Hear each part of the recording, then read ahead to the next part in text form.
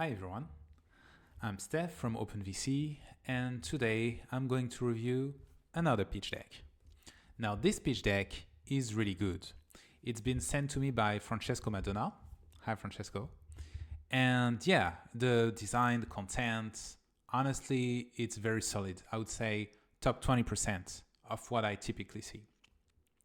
So I'm really going to nitpick and go into details, try to add some nuances or suggest small improvements, but don't expect a roast because there's not much to roast if I'm being honest. So let's do it. When I open this pitch deck, two things, one good, one bad. The good thing, 14 slides. That's what you want. 12 to 15, not too long. The bad thing, this PDF host platform is terrible.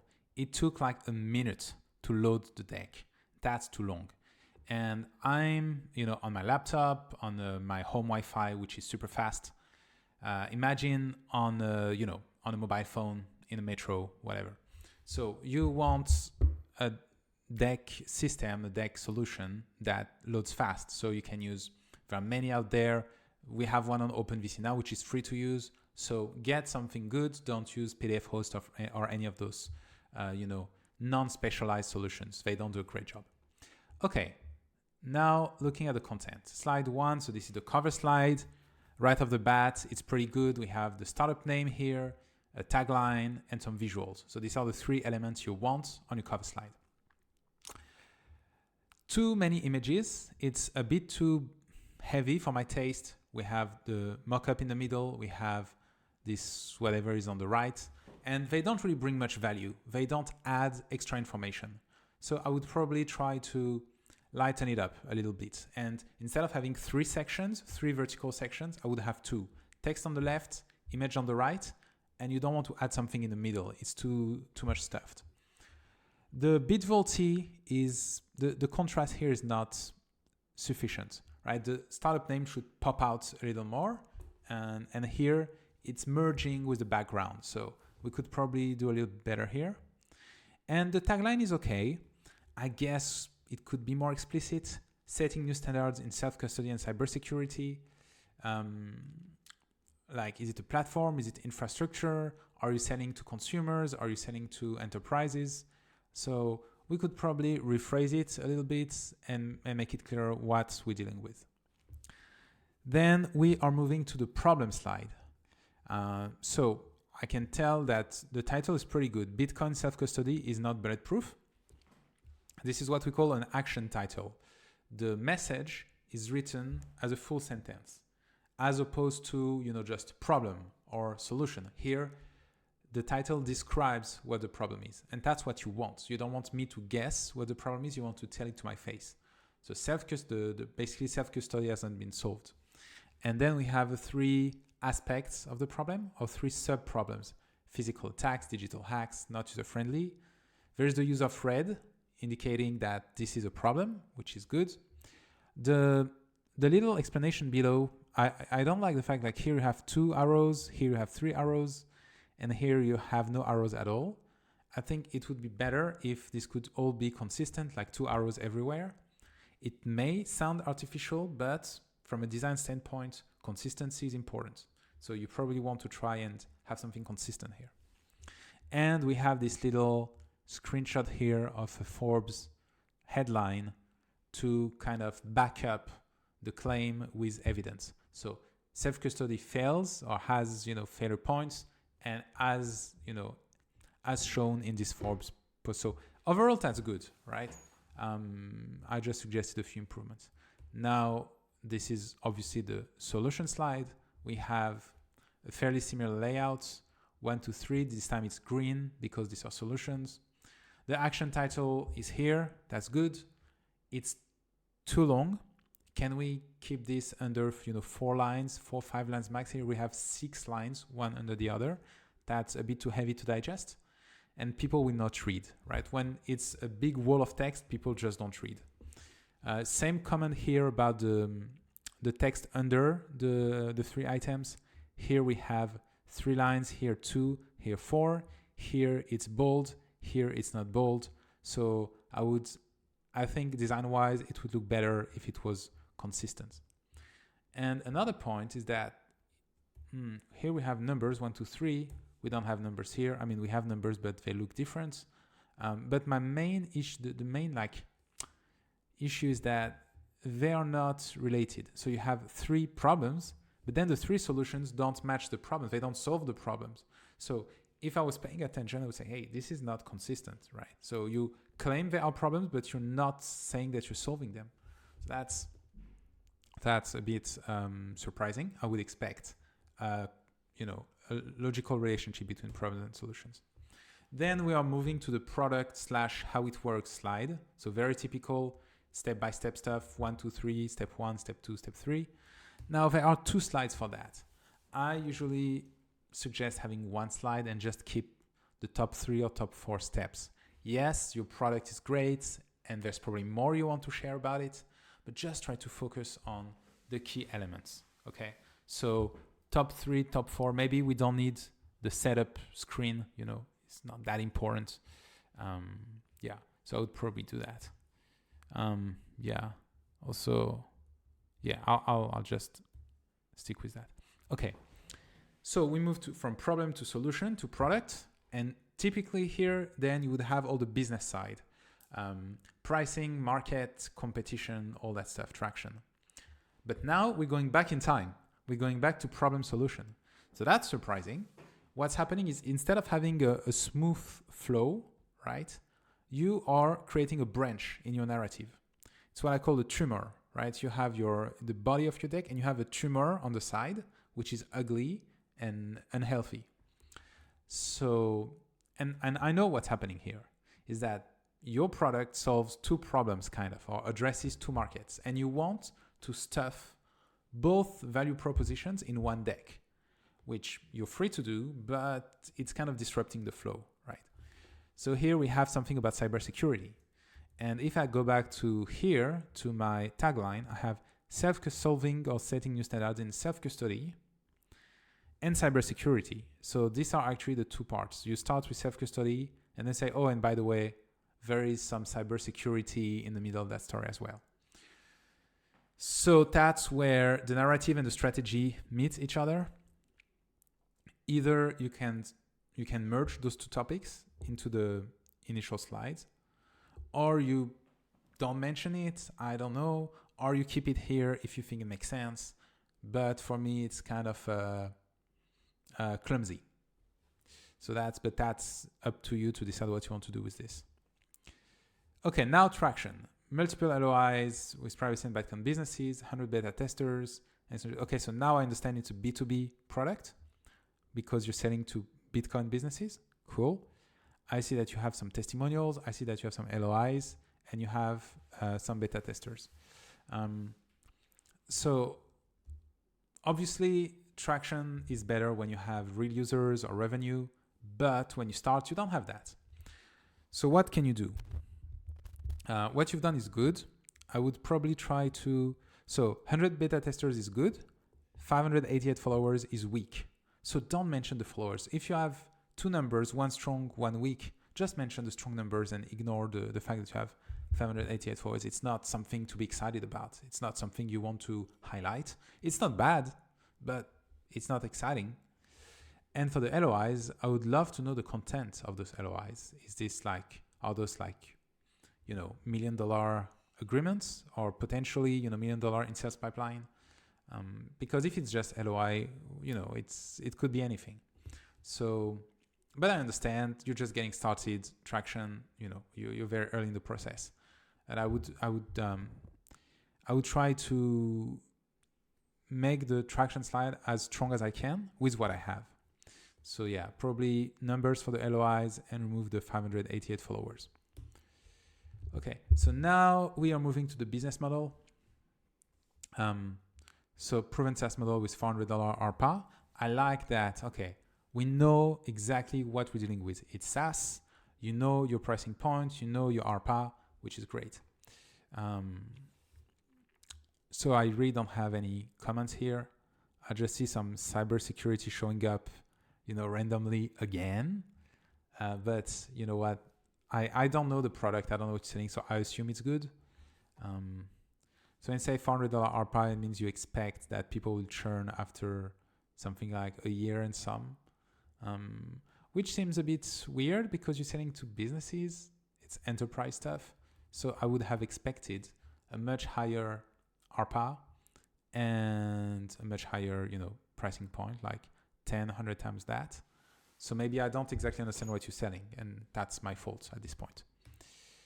Okay, very nice market slide. Here we have everything we want to see. We have an action title describing the total market size and the CAGR, 50%. We have our 3 blocks, TAM, SAM, SUM. And we have the explanation or the definition, how you built those numbers. So here, the sum is 56 billion USD, but that's 21 million Bitcoin users in the EU at $400 ARPA plus cybersecurity use case. So that's nice. And then you did the same thing for the SAM and for the TAM. So that's how it should be done. Now I'll try to find, so there is an inconsistency or maybe a misunderstanding about the definitions of those things. So the SAM includes the sum. So the SAM is the second bubble, the bubble in the middle. This one includes the sum. So if your sum here, your obtainable market, is EU Bitcoin users, your SAM, the serviceable market, is going to be US plus EU Bitcoin users. So this one is going to be the smaller one plus sum. And I think that that's not what you've done. What you've done is these are two separate, groups, while actually the second group is including the first one. So you should probably fix your numbers here. And here I'm surprised because I see 39 million US plus EU Bitcoin users, but then it should be 21 plus 28. And that's not the case here. So the numbers don't add up. So that, triggers a kind of doubt in my mind. Do you know exactly what you're doing? Other than that, it's a really good slide. Fix the numbers and you're good to go. Okay, so now that's the go-to-market. And this is, I know this template, so I'm just going to say it once. It's really good. So a few things. Why am I saying it is good? You tell us what kind of go-to-market strategy you're opting for. It's marketing-led, so it's going to be content, inbound, this kind of stuff. It's consistent with your pricing point. So when you have an ARPA of $400, yes, marketing-led is the way to go. You're not going to do, enterprise sales or complex sales. So, what investors do is they kind of look at different slides and try to see if they make sense when you put them together, right? If there's consistency between what you claim on slide 8 and what you claim on slide 12. And here there is consistency, so that's good. And a few more things. So your go-to-market strategy now is shown as a process, which is really nice, right? You show that you're building a growth machine. You're not just making a list. Oh, we're going to do Facebook ads and we're going to do SEO. No. You're saying, okay, we know that we're building a funnel. So that's number one. And two, at each step of the funnel, we have target numbers. So we know what sign-up rate we're aiming for, what monthly churn we're aiming for. And of course, we understand these are assumptions and you probably don't have actual numbers. But you're telling me and you're telling investors, I'm a data-driven entrepreneur, I'm a data-driven person, and you probably have, then I would probably ask, in the next conversation, hey, can you share your kind of financial plan? And I would look at the different variables that I have here and play around with them, have different scenarios. What happens if, the churn is higher or lower, whatever. But anyway, so this is really good. I really like that. Okay, now that slide is a competition slide, but it took me a lot of effort to understand that. This is not obvious. It's a very busy slide visually. There's a lot going on. And the title here doesn't tell me that I'm looking at a competition slide. And initially, honestly, I thought you were talking about the features again. I thought we were once again back in time into the first half of the deck. So you probably want to edit the title and show that, we are the only all-in-one app for, blockchain, cybersecurity, whatever. Do you need to have all 4 competitor names here? Because we have 2 and 2. Maybe you can have just 2 and have something nice and tight here. And then maybe play with colors here. Average, poor, good. So we understand some red, some green, like you did before. Yeah. Other than that, it's okay. But yeah, it's very busy. There's a lot of information, and I'm just not sure I take away the message. And maybe you can just clean up some stuff. Like you have 2 lines in your title. Maybe just make it 1. Like I said here, don't put 4 competitor logos, just put 2. And here maybe we can skip that comment line at the bottom, and you're just gonna give more breathing space, right? This is what I'm missing right now. There's a lot of, so for example, here I have your company name, and then I have your tagline, be your own bank safely. Who needs that? It's too small that I'm actually going to read it, especially on mobile. Like try your deck on mobile phone, right? So this doesn't add any benefit to the message, but it's visual noise, right? You're adding noise to the image. So just get rid of that. Yeah. And finally, the team slide. So I like the overall layout, right? It's clean. I have a team. I have the full names. I know who's a co-founder. I know the titles of everyone. So that's what you should do. That's good. For each person, I have 2 or 3 bullet points where the key achievements, which is what you should do. Now, 7+ years of experience in Bitcoin and wallets. I mean, it's nice, but it's not, again, incredible, right? It's not like you guys have accumulated like 100 years in the industry. And I know it's a new industry, it's a new technology, but still, it's not like, do you have something more exciting about your team than that? So that would be my number 1. Number 2, Marco is smiling, but Hunter and Francesco, you're not. And come on, guys, make an effort. So take good photos, okay? Don't take your old like LinkedIn photo. Like make the effort. Take your good photos. Ask your wife to take a nice photo for you with a good quality phone. Then run the photo through remove.bg to remove the background, and then you can add a uniform, consistent background for everyone. Make sure that you're smiling, that you're looking good, because it's marketing, right? Fundraising is marketing. And so you want to look dashing, right? And you have the potential, but you just have to go the extra mile here.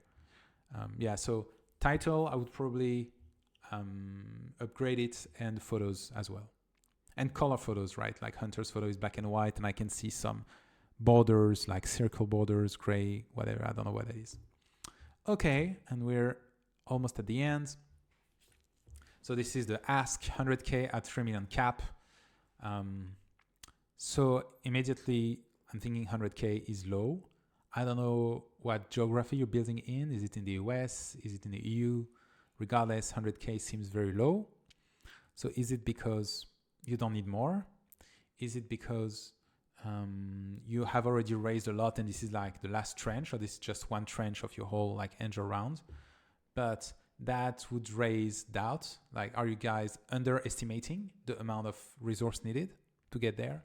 And maybe you're correct. Maybe you just need 100K. But I'm just telling you, based on what we typically see, that's atypical. So that's number 1. Number 2, you're telling me how you're going to spend that money. Marketing, product development, support, blah, blah, blah. Nobody cares, right? This is one of those bad habits that like people put that in the deck without even wondering what's the value of that information. So let me tell you. Yes, investors are curious to know how you will spend the money. But if they want that information, usually they're going to ask later in the process. It's not a kind of pass or fail data point, right? The investor doesn't need to know that to decide to take the call. So usually it's something you can leave for later in the process. And at that point, when the conversation happens, we need something more detailed, not just marketing and support. So if I want that much more detailed, maybe as part of a financial model, financial plan, whatever. But at this point, this is like everyone tells you the same thing. Yeah, 40% sales, 40% product, 20% operations. You've added nothing. You've added no value. It's not exciting. You're not convincing me of anything. So this is a waste of space. So yeah, just skip it. What you want to say, however, is what you will achieve with that money. So, okay, you're raising 100K. Where does that take us? And you said to launch the beta. Cool, nice. So you did it. But what does that mean from a business standpoint? Will that allow you, and what investors want to know in reality is, will that allow you to raise the next round? That's what they want to see on this slide.